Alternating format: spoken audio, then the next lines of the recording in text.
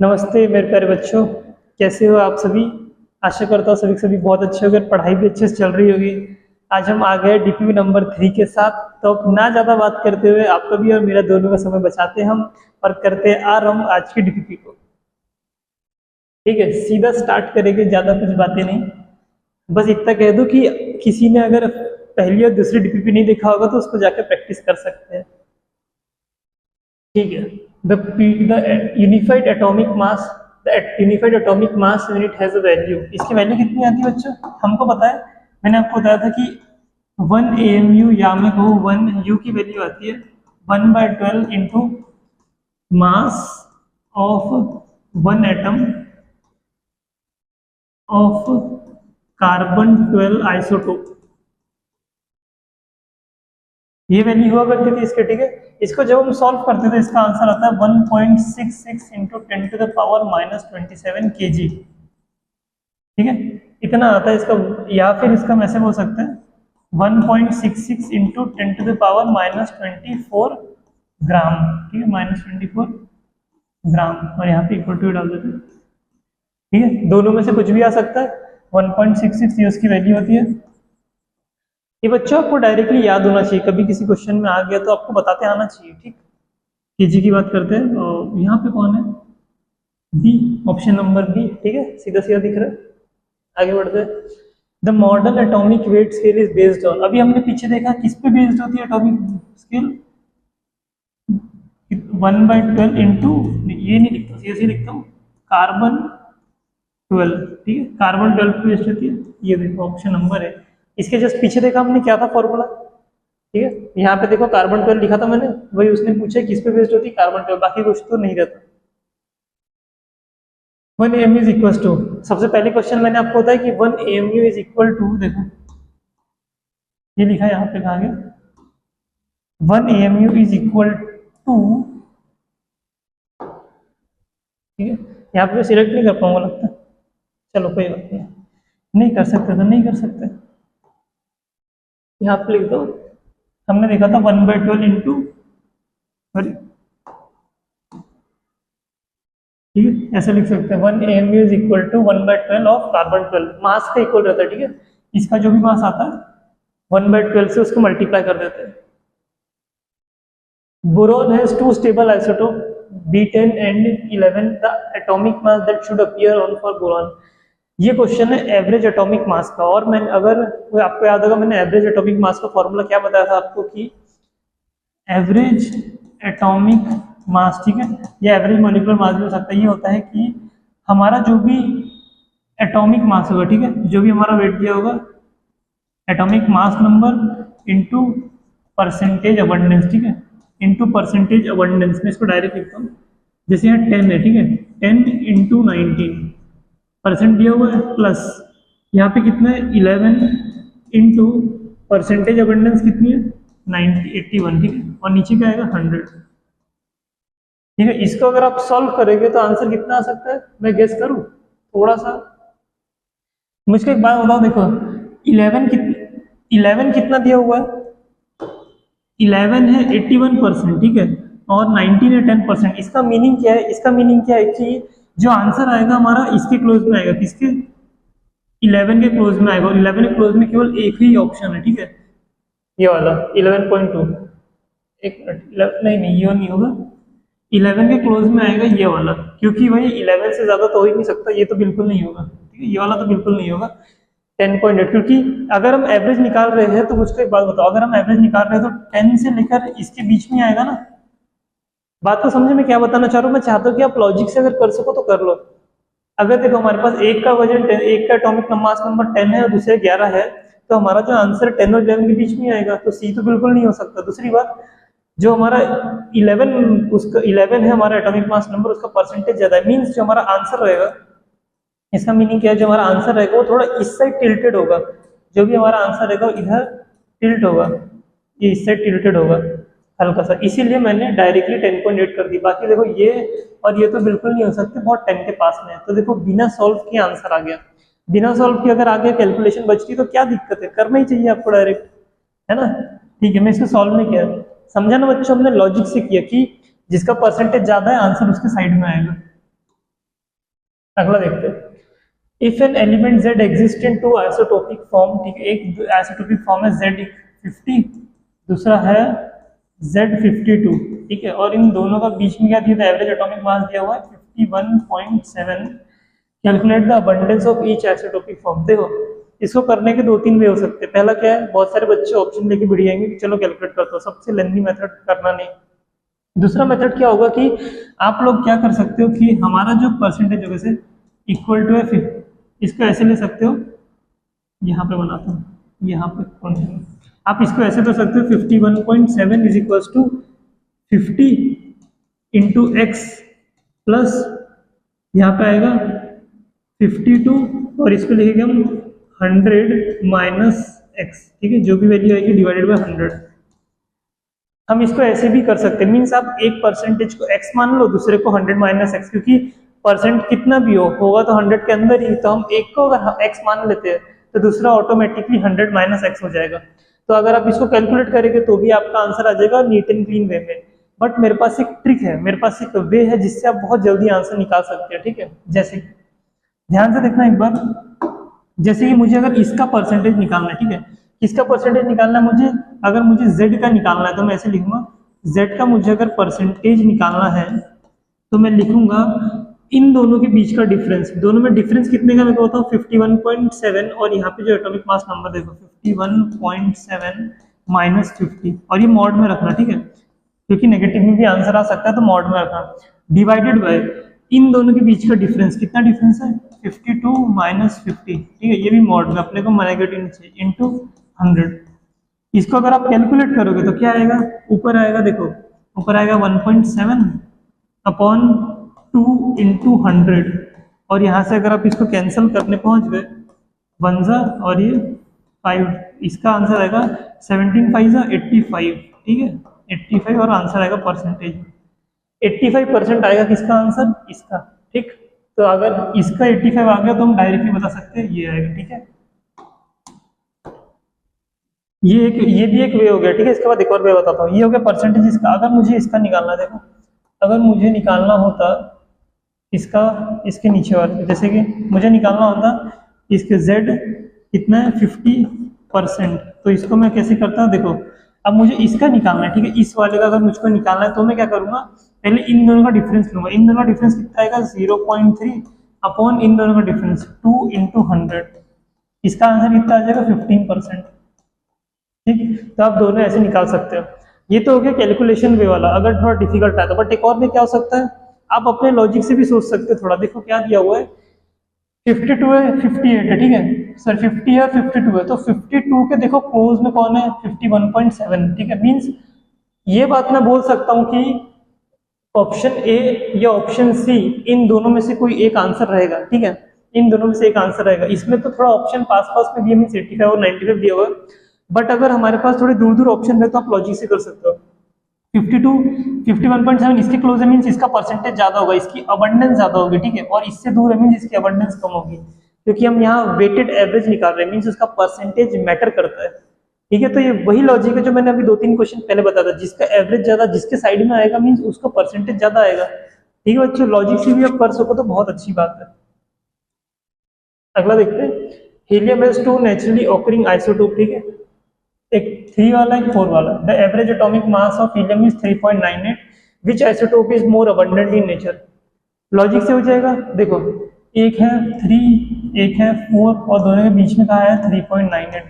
मुझको एक बात बताओ, 3.98 किससे क्लोज है, इसके कि इसके?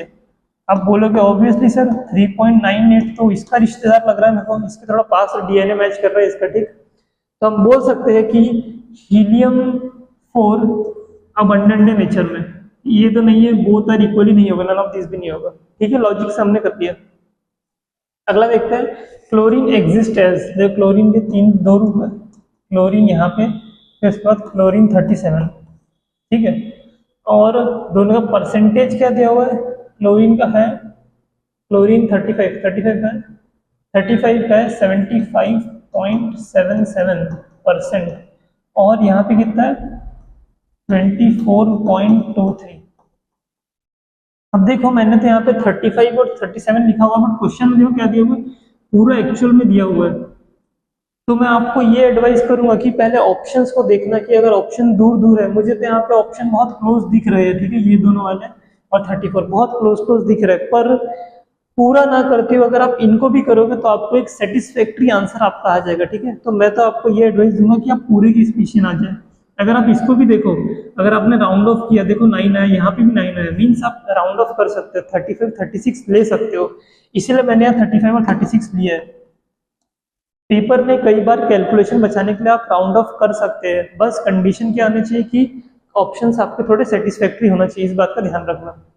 मैं अगर देखता हूँ यहाँ पे कि देखो 75 और 24 है, तो आप इसको भी ऐसे ले सकते हो, इसको ले सकते हो 75 पॉइंट, अगर मैं इसको राउंड ऑफ करूँ कितना है 75.8, और यहाँ पे ले लेना 24.2, ठीक है।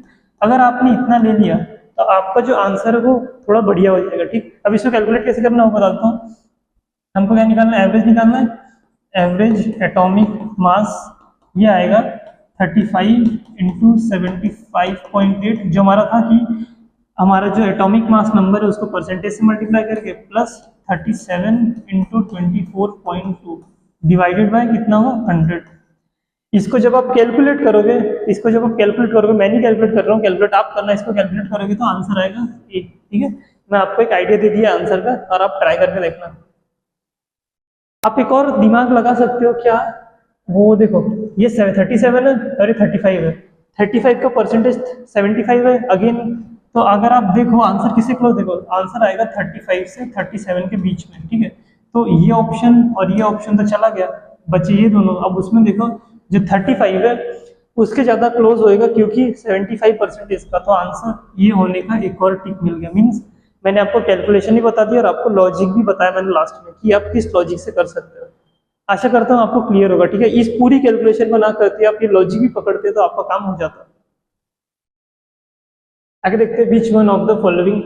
मैं जानता हूँ बहुत सारे बच्चे लॉजिक को जानते हैं, बट एज ए टीचर मेरा काम क्या आपको बाकी बातें बताना, इसलिए मैंने बता दिया। अगर आप कर सकते हैं डायरेक्ट करके आगे बढ़ सकते हैं, नो डाउट, ठीक है। Which one of the following gases contain same number of molecule, इसमें से कौन से जोड़ों में सेम नंबर ऑफ मॉलिक्यूल है। अब मुझे बताओ, अगर मॉलिक्यूल्स पता करना है सेम, तो मुझे क्या पता होना चाहिए, मोल्स पता होना चाहिए उनके, ठीक।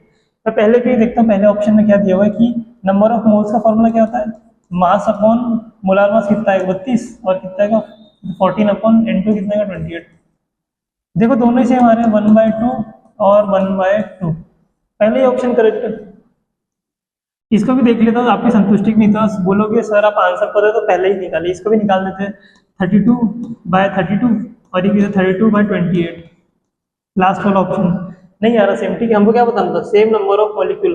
अब मुझको एक बात बताओ, हमको पता है कि इसका मीन्स O2 का मोल 0.5 है, इसका भी मोल 0.5 है, मीन्स अगर दोनों के मोल सेम है तो दोनों के मॉलिक्यूल भी सेम हो गए, क्योंकि अगर मैं इसको 6.022 से इंटू 10⁻23 और इसको भी 6.022 इंटू 10⁻23 से मल्टीप्लाई करूंगा तो आंसर सेम ही आएगा, क्योंकि मैथमेटिकली हमको पता है कि अगर किसी भी दो नंबर को सेम टर्म से मल्टीप्लाई करोगे तो जो उनका फैक्टर है कि दोनों सेम ही कि डिफरेंट हो, सेम ही रहेगा, ठीक है। चलो कोई दिक्कत नहीं, ये समझा मैंने क्या बोला कि अगर आपके पास 3 है, इधर भी 3, अगर आपने इसको 10 से मल्टीप्लाई किया, इसको भी 10 से मल्टीप्लाई किया, आंसर तो 10 ही आएगा, मतलब आंसर 30 आएगा। मीन्स कहने का मीनिंग क्या है कि आप यहाँ से भी जज कर सकते थे। सिमिलरली मैंने यहाँ पे किया कि आपको पूरे एटम्स निकालने की कोई आवश्यकता नहीं है, आप मोल से भी काम अपना कर सकते हो। अगला देखते हैं, the given statement the total mass of the reactant is always equal to total mass of the product in chemical reaction is known as, क्या होता है, law of conservation of mass, ठीक है। Law of conservation of mass बोलता है कि whenever a physical or chemical reaction take place, all the mass of the product is equals to all the mass of reactant, ठीक है, means conservation of मास। एक बात ध्यान में रखना बच्चों, law of conservation of mass exist करता है, but there is no such thing as law of conservation of volume, ठीक है। इस बात का ध्यान में रखना, कभी कभी बच्चे दिमाग लगाते हैं कि वॉल्यूम दोनों साइड का सेम क्यों नहीं आता, बट वॉल्यूम कंजर्वेशन जैसा कुछ नहीं होता, इस बात का ध्यान रखना।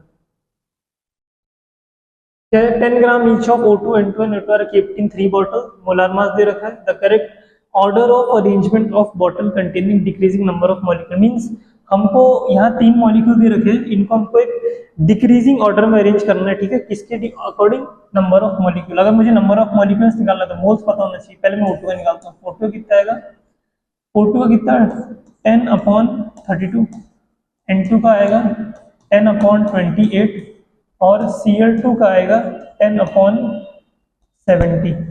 ठीक है, मुझे डिवाइड करने की भी आवश्यकता नहीं है, हमको पता है जिस मैथमेटिक जिसका डिनोमिनेटर मीन्स जिसका नीचे वाला टर्म बड़ा होगा उसका ओवरऑल आंसर छोटा होगा। ठीक है, तो सबसे छोटा तो Cl2 हो जाएगा। ठीक है, फिर उससे बड़ा कौन होगा, उससे बड़ा होगा ये वाला टर्म कौन सा O2, और इससे बड़ा कौन होगा, ये होगा हमारा क्या कहते हैं N2। ठीक है, तो हमारा ये ऑर्डर आएगा N2, O2 एंड Cl2। ये बात समझी ना बच्चों, जिसका डिनोमिनेटर सबसे बड़ा होगा वो सबसे छोटा, क्योंकि न्यूमरेटर देखो जो ऊपर वाली टर्म है, जो ऊपर वाली टर्म है ये तो सेम है ना, हर तीनों जगह सेम है।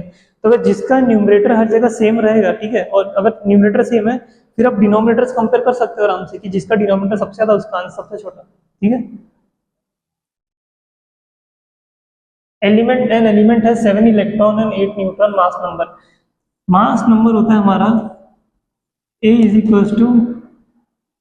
Equals to proton plus neutron. ठीक है, हमको पता है 7 इलेक्ट्रॉन दिए, तो हमको ये बात पता है कि अंडर नॉर्मल कंडीशन या को इन नॉर्मल एलिमेंट या एटम हमको ये बात पता है कि number of proton is equals to number of electron, और यहाँ पे कितने दिए हुए 7, तो आएगा 7 प्लस न्यूट्रॉन 8, तो आंसर आएगा 15 है। ठीक है, आगे देखते हैं atomic number and mass number of an elements m are this respectively the number of electron proton in m2 positive.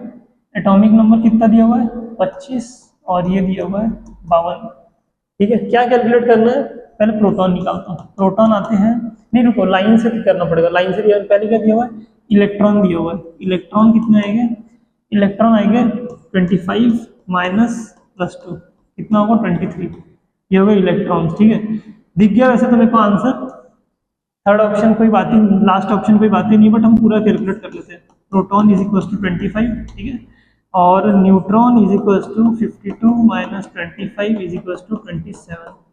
हमने सही निकाला, देखे हमने सही उत्तर निकाल लिया है 23, 25, 27, 23, 25 और 27। ठीक है, तो पहले से ही पता लग गया था हमको आंसर, केवल इलेक्ट्रॉन निकालते बराबर आप करके आगे बढ़ सकते हैं। एग्जाम में थोड़ी ना पूरा करके दिखाने किसी को, ऑप्शन बता दिया तो आंसर आ गया, बट हमें तो पूरा सीखना है, तो अभी मैंने पूरा करा दिया। अब मुझे लगता है ये लास्ट क्वेश्चन था। ठीक है, तो आशा करता हूँ कि आपको पसंद आया होगा ये सेशन, छोटा सा सेशन, और डीपीपी थर्ड होती है यहाँ पे। ठीक है, आशा करता हूँ डीपीपी थर्ड के हर क्वेश्चन आपको अच्छे समझे होंगे। मेरे अकॉर्डिंग तो उतनी टफ नहीं थी डीपीपी, बस एक जगह कैलकुलेशन था, क्लोरीन वाले क्वेश्चन है, बट आप उसको भी कैसे इजी कर सकते हैं, सिंप्लीफाई कर सकते हैं, मैंने आपको तभी बताया। ठीक है, कैलकुलेशन के रूप में ही बताया आपको, ठीक है, और लॉजिक के रूप में ही बताया। वो कैलकुलेशन वाला मैंने इसलिए बताया क्योंकि बहुत सारे बच्चे कैलकुलेशन में फंसते हैं, और मैं भी अपने टाइम पे फंसता था, क्योंकि बहुत टफ रहता है, टाइम जाता है ना, थोड़ा सा 1 2 इधर हो गया तो आंसर रॉन्ग हो जाता है। ठीक, तो आराम से करना और उसको सिंप्लीफाई करके करना, थोड़ा ईजी जाएगा। ठीक है, फिर मिलते हैं 4 डीपीपी में। ठीक है, बाय बाय।